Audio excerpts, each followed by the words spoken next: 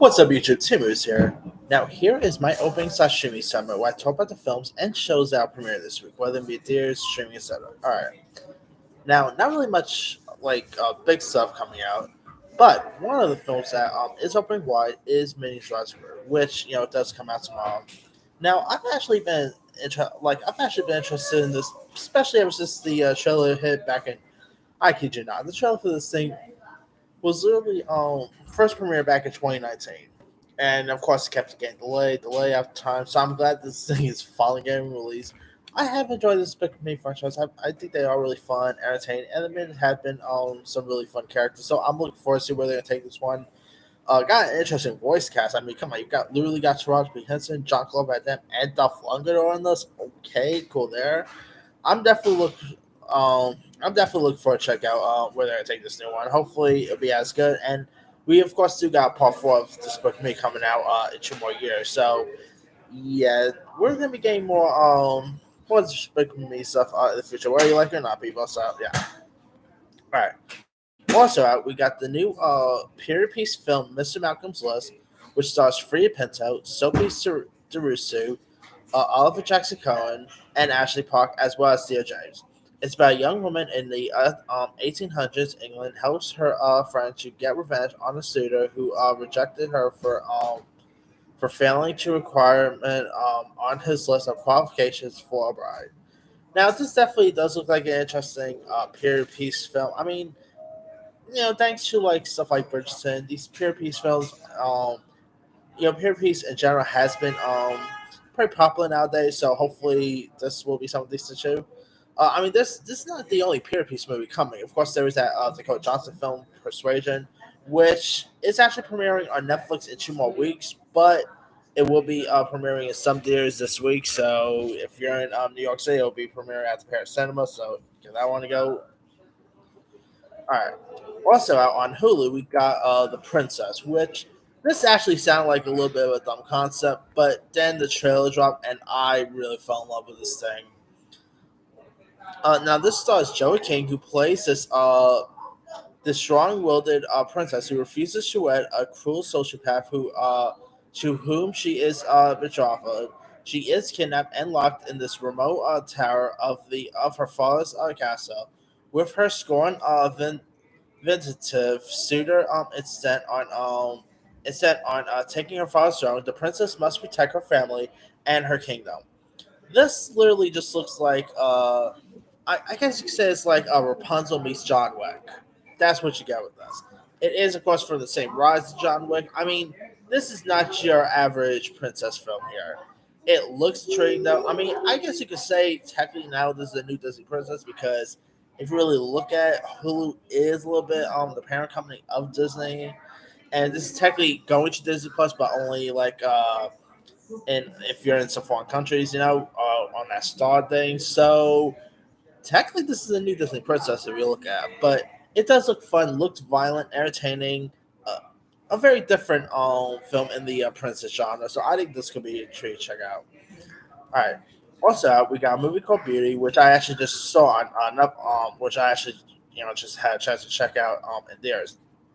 This is a new Netflix film, where a gifted young black woman struggles to maintain her voice and identity after she's offered a lucrative recording contract, setting off a fierce battle between her family, the label, and her closest friend to determine who will guide her as she makes the journey to become a star.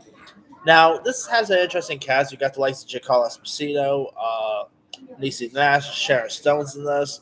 It is actually really decent. I'm probably going to do my review for that sometime this week.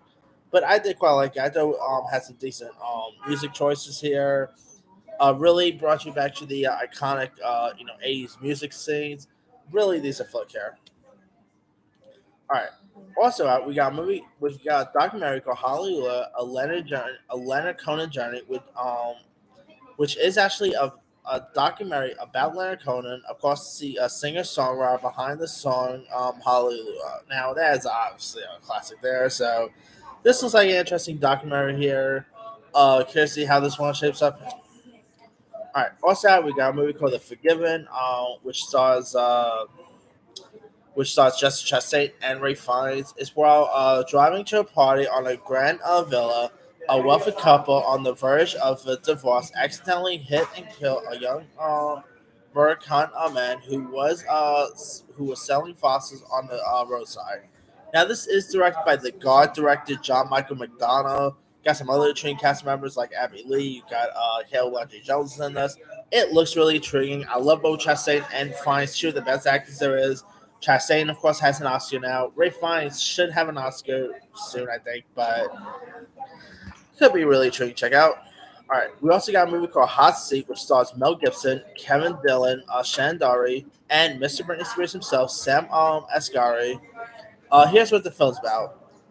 It's about a hacker who forces an IT expert with a bomb strapped to his chair to rob a bank of digital millions.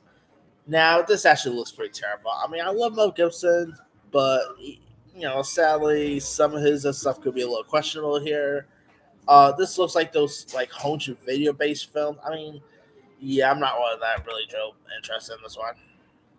All right, we also got another action movie called Conan Banshee, which stars Antonio Banderas, Olga Kurylenko, about a freelance assassin who is hunted by the same mercenary who killed her father. This also doesn't look so good. I love Antonio Banderas, but this just looks, very generic. All right. Also got a movie called Fourth of July, which is of course coming out around Fourth of July here. This is actually directed by Lucy Kay, which I know that's going to get a lot of controversy right here. Now, it is about a recovering alcoholic and a jazz pianist in New York City confronts his acrobatic family during the annual Fourth of July vacation.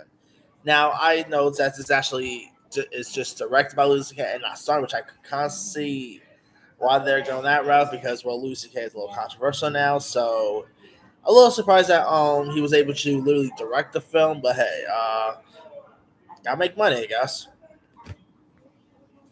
All right, also got a movie called Sniper the White Raven, which I don't think it has anything to do with the Tom Berenger sniper movies here. Let's see. A movie called Percival, which actually sounds like a really intriguing premise here. For one, this movie stars Brian Austin Green, who's a name that you don't really hear of anymore.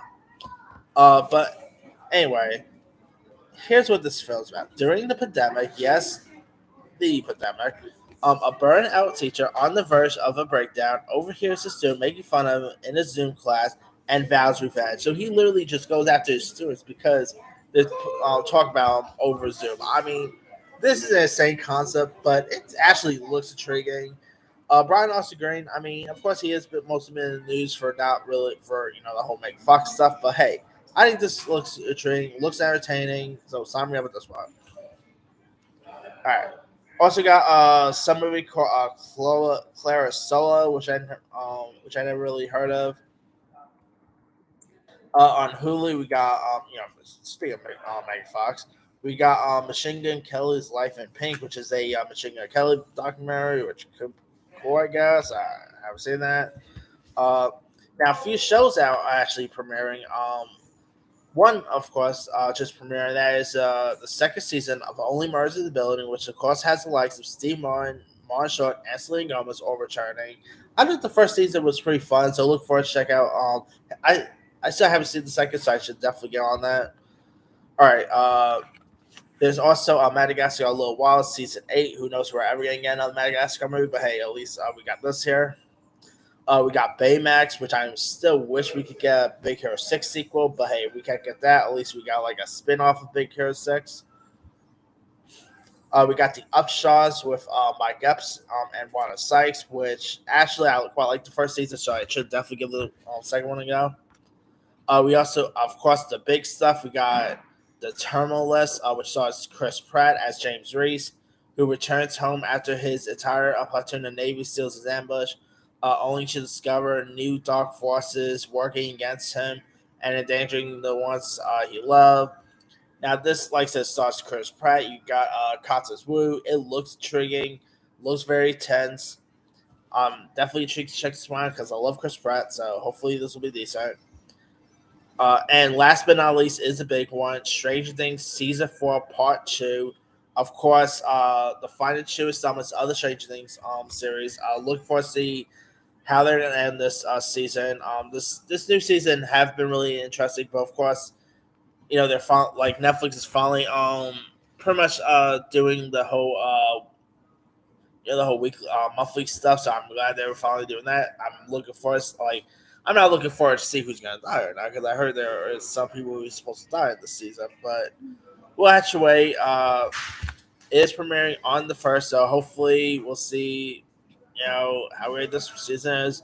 But anyway, that's pretty much it. Let me lead you guys. Which of these films and shows are you interested in? Are you interested in Minions Rise of Gru, Stranger Things? Are you interested in The Forgiven? Hallelujah. Is that drop a comment below? Don't forget to like, subscribe, hit that bell for notification. This is Simu signing out.